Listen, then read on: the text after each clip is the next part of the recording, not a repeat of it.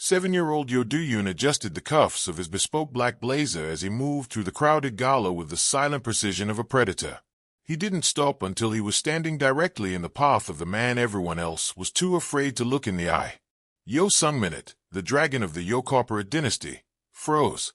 He had spent the evening projecting an aura of lethal indifference, but now he found himself staring down at a child who didn't just look like him.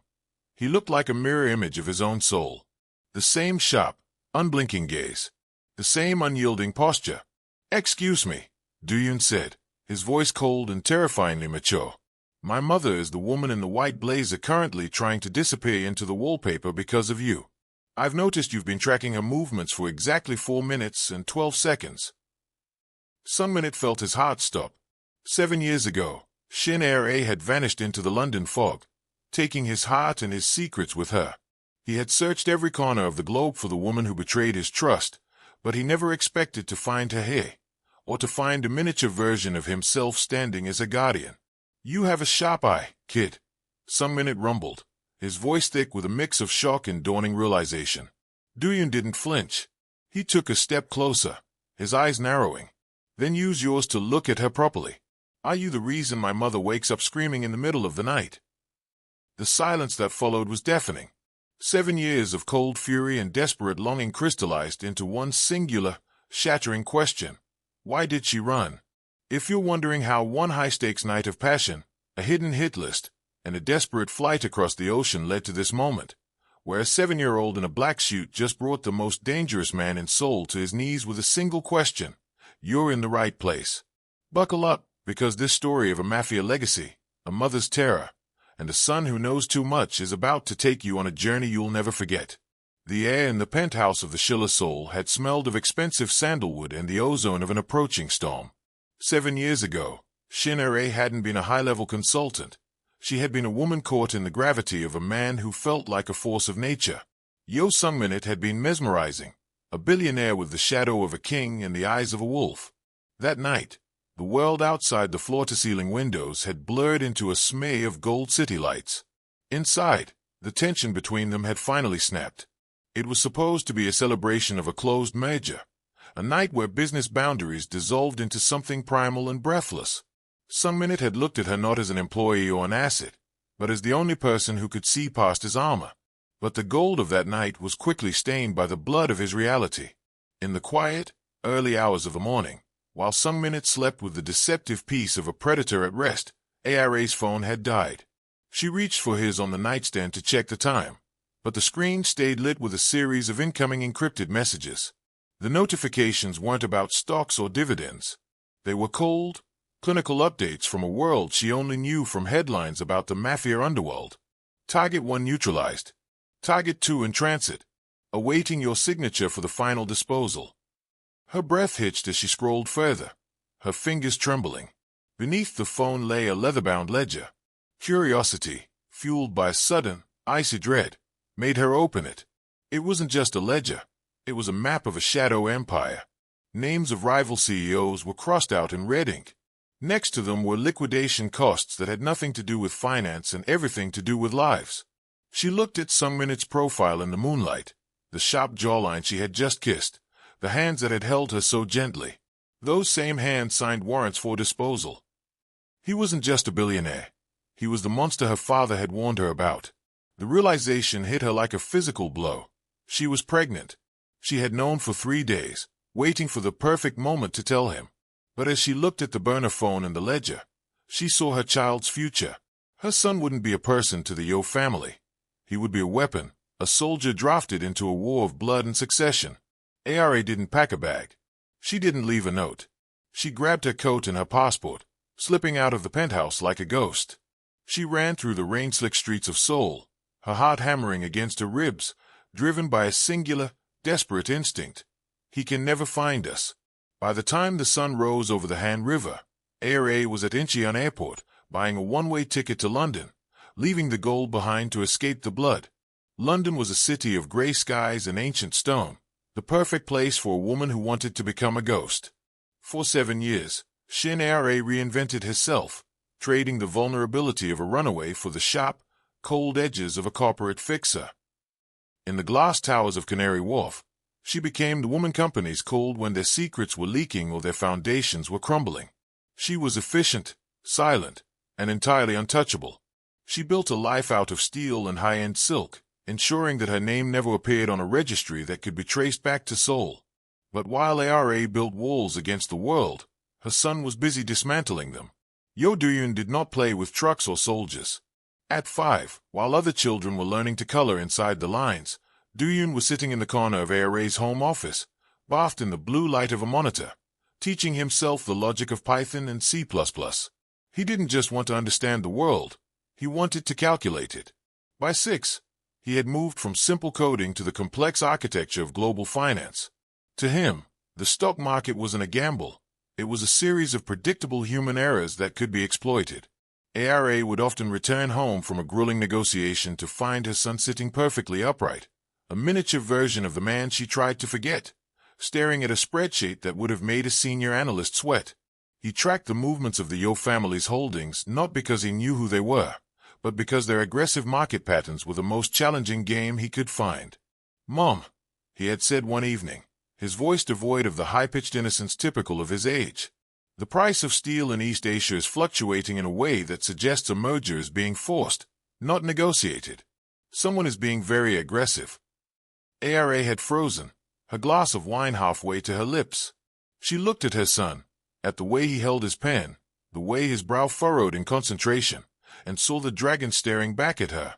Do-yoon was a genius, a prodigy of logic, but he was also a ticking clock. Every line of code he wrote, every financial trend he mastered, brought him closer to the truth he was never supposed to find. She thought she was hiding him in the heart of London, but as she watched him navigate the digital underbelly of the very empire she had fled, she realized the truth. A ghost can only hide for so long when his shadow is busy building a bridge back to the past. The London fog could no longer mask the scent of Seoul. The humid air of Seoul hit Heiress like a physical memory the moment she stepped out of Incheon International Airport. It had been 7 years, yet the city felt like a predator that had been patiently waiting for her return. She adjusted her sunglasses, her white blazer stark against the bustling crowd, and tightened her grip on Do-yoon's hand. He stood beside her, unbothered by the heat, his small black tie perfectly straight as he scanned the terminal with the analytical gaze of a high-frequency trader. The irony was not lost on her. She had spent a near-decade building a fortress in London, only for her own reputation to betray her. A rival conglomerate, the Kang Group, had offered her a sum that was impossible to refuse to consult on a hostile defense against a mysterious encroaching entity. It was only after the contract was signed that she realized the entity was none other than the Yo dynasty. Now, she was being pulled back into the den of the man she had fled, hired by his greatest enemy to dismantle his latest expansion.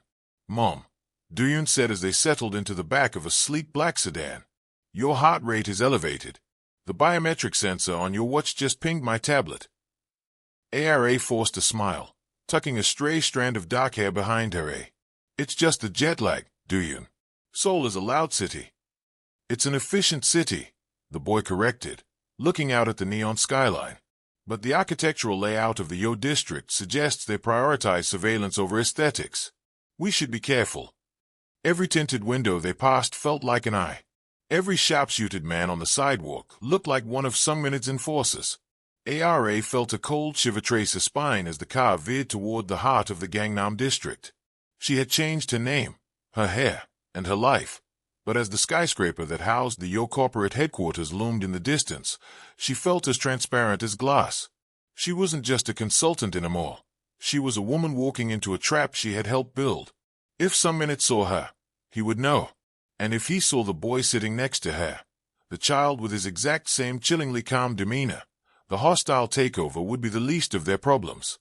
Heiress closed her eyes, praying that in a city of 10 million people, she could remain a ghost for just a few weeks longer.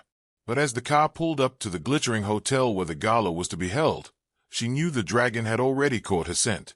While his mother was preoccupied with the strategic defense of the Kang Group, Do-yoon sat cross-legged on the floor of the hotel suite, his eyes reflected in the triple-monitor setup he'd insisted on shipping from London. To Heiress, he was a child playing with data. To the digital world, he was a phantom bypasser of firewalls. He hadn't been satisfied with his mother's explanation of jet lag. Logic dictated that her fear was rooted in a specific variable, a person. He pulled a high-resolution still from a news clip of the Yo dynasty's last shareholder meeting and ran it through his proprietary facial recognition script. On the left side of the screen was a photo of himself, taken at his birthday last month. On the right, the face of Yo Sungminit. The software began the mapping process, drawing green geometric lines across their foreheads, the distance between their pupils, and the specific angle of their jawlines. The match notification didn't just ping, it screamed. 99.8% genetic probability. Doyoon didn't gasp or cry. He simply leaned back, his small hands steepled under his chin, mimicking a pose he'd seen in a documentary about historical emperors. Found you, he whispered to the empty room. He spent the next 3 hours mapping the dragon's territory. He hacked the guest list for the National Museum of Korea's charity gala, the very event his mother was scheduled to attend as a consultant. He saw the seating chart and the security protocols. He noted that Sungminit would be standing in the VIP lounge, protected by a 3-ring security detail. Security is focused on external threats, Doyoon murmured, his fingers flying across the keyboard as he redirected a drone feed near the museum to confirm the entry points. They won't be looking for a 3-foot-tall breach. He wasn't acting out of childhood curiosity. He was performing a risk assessment. If this man was the reason his mother had nightmares, then this man was a bug in their family's operating system that needed to be addressed. He opened his closet and pulled out his sharpest black suit, a white shirt crisp as a fresh sheet of paper, and a silk tie. Heir thought she was protecting him by keeping him in the hotel suite with a nanny. She didn't realize that her son had already calculated the exact moment the nanny would be distracted by the delivery of his favorite organic snacks he had ordered via a spoofed account precisely to create a 3-minute window of egress. He didn't need a map of the city. He had the GPS coordinates of his father's heartbeat burned into his mind. He would walk into the lion's den, not as a victim, but as a negotiator. He would look the dragon in the eye and demand to know why the most powerful man in Seoul was afraid of one woman from London. As the elevator doors chimed, signaling his departure, Doyoon adjusted his cuffs. The meeting wasn't just planned, it was inevitable. The silence that followed Doyoon's question at the gala was more than a lack of sound. It was a vacuum that sucked the oxygen out of the grand hall. Shin Heiress stood frozen, her hand still reaching out as if she could physically pull the words back into her son's mouth. Around them, the elite of Seoul's corporate world watched with bated breath, their whispers dying under the sheer weight of Yo Sungminit's gaze. Sungminit didn't look at the crowd. He didn't look at the security detail closing in. He looked only at the boy who possessed his own predatory stillness. Then, his eyes shifted to Heir. The shock in his expression hardened into something sharper, something more dangerous than anger. A cold, methodical determination. Clear the room, Sungminit commanded. His voice wasn't loud, but it carried the absolute authority of a man who owned the air everyone else breathed. Within 90 seconds, the VIP lounge was an island of isolation. Heir felt the walls closing in, the scent of sandalwood and rain, his scent, filling his senses just as it had 7 years ago. Doyoon stood his ground, his small hands tucked into his pockets, his gaze unwavering as Sungminit stepped closer. 7 years, Heir, Sungminit said, his voice a low rumble that vibrated in her chest. You didn't just run. You stole something that belongs to the Yo bloodline. He belongs to himself, Sungminit, Heir snapped, her fear finally crystallizing into a mother's defiance. He is not a piece of your empire. Sungminit ignored her, kneeling so he was at eye level with the boy. He didn't see a child. He saw a mirror. The logic, the defiance, the dangerous question, it was all too familiar. You're a mathematician, aren't you, kid? You like variables. You like proof. Doyoon nodded once, a sharp, professional gesture. Patterns don't lie. Neither does biology. Sungminit stood up, his face a mask of granite. He signaled to his lead physician, who had stayed in the shadows. I don't care what the probability looks like. I want the certainty. We are going to a private clinic. Now. I have a consultation with the Kang Group in an hour, Heir counted, her voice trembling. The Kang Group no longer exists if I decide it doesn't, Sungminit replied, his eyes flashing with a lethal darkness. He stepped into a personal space, his shadow engulfing her. You took 7 years from me. I am taking the next hour. If the DNA matches, The dangerous question your son asked will be the least of your worries. Because I'm not just the reason you have nightmares, Heir. I'm the reason you'll never have to run again, whether you like it or not. As they were ushered toward a private elevator, Do-yoon checked his watch.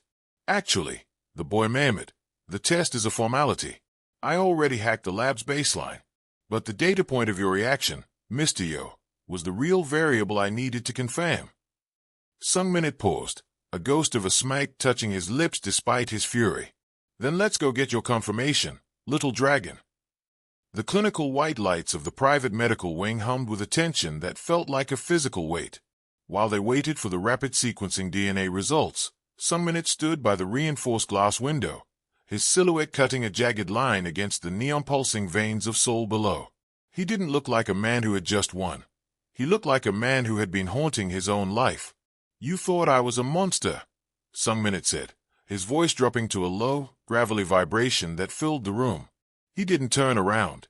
You saw a ledger and a burner phone, and you decided I was someone you needed to be saved from. But did you ever stop to think about what happens to a man like me when the only person who made him want to be human vanishes without a trace? Heir sat on the edge of a leather chair, her hands clasped so tightly her knuckles were white. I saw the hit list, Sung-min. I saw the names of men who disappeared. I was protecting my son. Sung-min turned then, his eyes burning with a 7-year-old fire. That list wasn't for me to kill them, Heir. It was a list of my father's enforcers who were coming for us. I was tracking them to eliminate the threat before it reached you. I was building a cage for the monsters so you could be free. He stepped toward her, his presence overwhelming. When you disappeared, I didn't think you'd left me. I thought they had taken you. I thought my father had finally found the one thing I loved and erased it to keep me in line. He let out a harsh, jagged laugh. I didn't just search for you, Heir.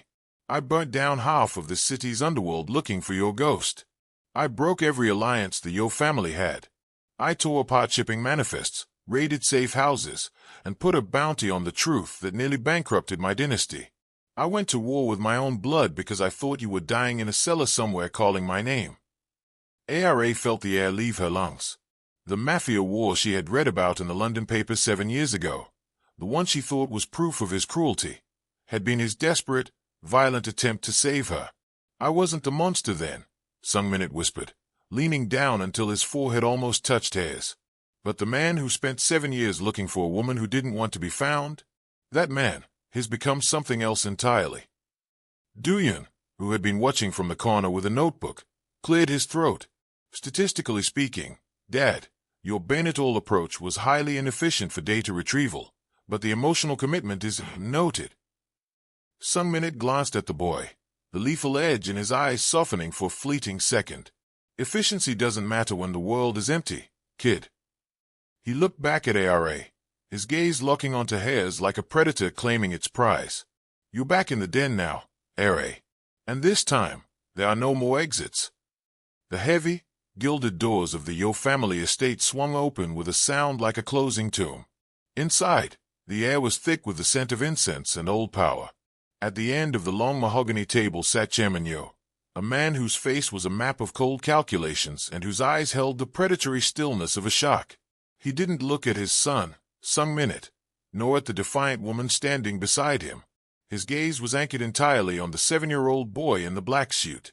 He has the look, the chairman rasped, his voice like dry parchment. The stance, the analytical distance. He is a Yo. Heir felt a chill settle in her marrow. She stepped forward, her hand dropping onto Do-yoon's shoulder, but the boy didn't move. He was busy scanning the room, his eyes lingering on the security cameras and the exits with a professional curiosity that made the chairman's lips curl into a ghost of a smile. I didn't bring him here for your approval, father, Sung-min growled, his hand resting on the hilt of the cane he didn't need but carried for weight. I brought him here so you would know he is off limits. The chairman ignored him, sliding a leather folder across the table toward Do-yoon. I've seen your digital footprint, boy. You've been poking at my shell companies since you were 5. Most men die for less. But you have a gift for optimization. He paused, his eyes narrowing.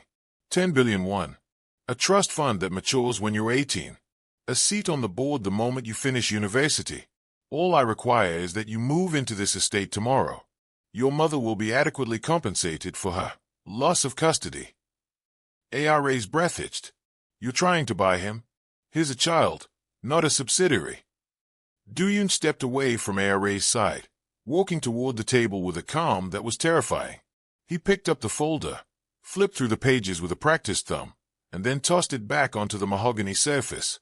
Your valuation is flawed, Duyun said, his voice flat and clinical.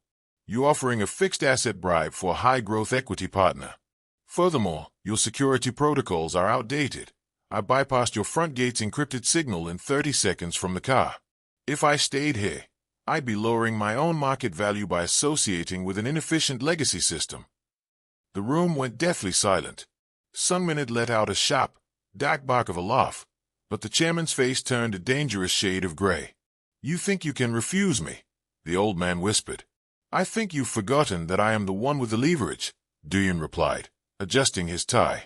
I've already mirrored your private accounts to a cloud server in London.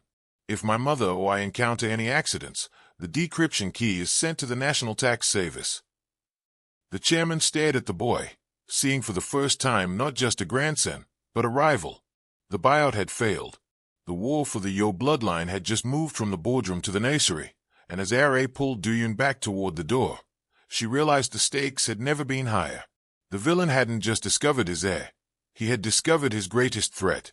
The drive back from the Yo estate was not a journey. It was a tactical maneuver. The neon lights of Seoul blurred into streaks of lethal silver as Sungmin's convoy, 6 identical black SUVs, weaved through the midnight traffic with a synchronized aggression that signaled the start of a war. Inside the lead vehicle, the air was thick with the scent of ozone and iron. Sungmin didn't look at the city. His eyes were fixed on the rearview mirror, watching for the telltale flicker of his father's shadow unit. He knew the chairman's pride. Duyun hadn't just refused an offer. He had threatened the very foundation of the old man's legacy. In the world of the Yo dynasty, an asset that couldn't be bought was an asset that had to be liquidated. Heir, get down on the floor. Now, Sungmin commanded, his voice devoid of emotion, a cold tool of survival. Before she could protest, a dull thud echoed against the reinforced glass of the rear window. A spiderweb of cracks bloomed, but the ballistic layering held. The hunt had begun. From the shadows of an overpass, 4 motorcycles surged forward, their riders clad in matte black, weaving between cars with silenced submachine guns drawn. Duyun, tablet. Sungmin snapped. The boy didn't scream. He didn't even flinch. With a steady hand, he opened a specialized interface he had built during the ride. I've hacked the municipal traffic grid, Dad. 3 blocks ahead. I'm tainting every light red except ours. I've also triggered the emergency fire suppression system in the tunnel we're approaching. It'll create a localized fog bank. Sungmin hit the intercom to his security detail. Formation Delta. Engage the EMP pulse on the rear bumpers. I want them blind and stalled. As they roared into the tunnel, the world dissolved into white mist and the screech of tires. Sungmin reached across the seat, his large and shielding Heir's head, pulling her closer to his chest. It was a gesture of Mafia possession, but there was a desperate, raw protective heat in it that she hadn't felt in 7 years. I told you I was building a cage for the monsters, he whispered against her hair as the sound of a controlled explosion echoed behind them, neutralizing the pursuit. If my father wants to play with blood, I'll show him that mine runs colder. You and the boy are the only things in this world I will not lose twice. Outside the tunnel, the road was clay. The motorcycles were gone, left as twisted metal in the fog. Sungmin didn't slow down. He steered them toward a fortress-like skyscraper on the edge of the Han River, his private stronghold, independent of the chairman's reach. The shadows had been repelled for now, but as Duyun quietly began coding a new defensive firewall, Heir realized the truth. The billionaire she ran from was the only thing standing between them and the empire that wanted them dead. The protection of the bloodline wasn't just a duty. It was a declaration of war. The glass walls of Sungmin's penthouse looked out over a Seoul that no longer felt like a battlefield, but a kingdom in transition. The morning light was soft, catching the gold band that now sat on Heir's finger, a symbol of a union that had been forged in the fire of the last few weeks. They stood together on the balcony, the dragon and his fixer, watching the city wake up, For the first time in 7 years, Heir didn't feel the phantom itch to run. She realized that Sungmin hadn't just built a cage for the monsters. He had dismantled the cage his father had built for him. The chairman is officially retired to the Jeju estate, Sungmin murmured, pulling Heir back against him. His touch was no longer the possessive grip of a mafia heir, but the steady presence of a husband. The board of directors signed the new charter this morning. The Yo dynasty is no longer a shadow empire. We are moving into clean energy and global logistics. No more ledgers in red ink. It wasn't just your board that signed off, Heir said, a playful smile touching her lips. You should check your tablet. Inside the sleek, minimalist office, Doyoon was perched in a high-back leather chair that swallowed his small frame. He was staring at 3 different screens, his fingers dancing across a keyboard with terrifying speed. He hadn't just been playing with code. He had spent the last 48 hours performing a full-scale forensic audit of the family's entire history. Dad, Doyoon called out, not looking up. I've finished the restructuring. I've offloaded the high-risk gray assets into a blind trust for charitable liquidation. I've also automated the compliance filters for the new logistics branch. Based on my projections, by shifting to a fully transparent legal model, our net valuation will actually increase by 12% due to improved ESG ratings and access to Western capital markets. Sungmin walked over and looked at his son, the 7-year-old who had effectively legalized a mafia empire before breakfast. You've been busy, kid. Optimization is a continuous process, Doyoon replied, finally looking up with that familiar, calm smirk. And I've added a recurring calendar invite for all of us. Saturday nights are now family synergy sessions. No phones.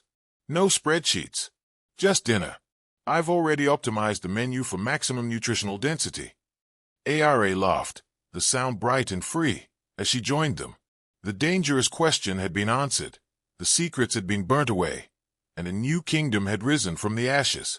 As Sungmin rested a hand on Doyoon's shoulder and the other around Heir's waist, the ghost of London was finally gone. They weren't just a dynasty anymore, they were a family. And in the heart of Seoul, under the watchful eye of a miniature CEO, the new story was just beginning.